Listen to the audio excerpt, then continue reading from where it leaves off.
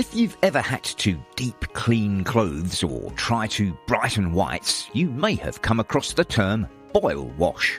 Unfortunately, washing machines don't have a setting labelled explicitly as a boil wash setting, which leads us to the question, what temperature is a boil wash?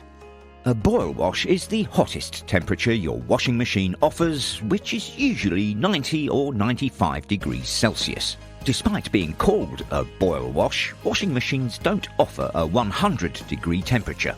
However, 90 degrees is certainly hot enough to do the job. If you wanted an actual boil wash using the traditional method, you'd need to boil a pot of water on the hob, as this is the only way you'll get your water to 100 degrees.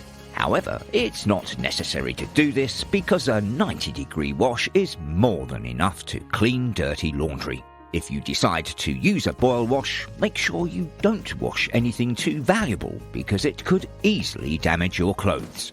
I hope this video has helped. Don't forget to subscribe for more laundry, washing machine and home care tips. Thanks for watching.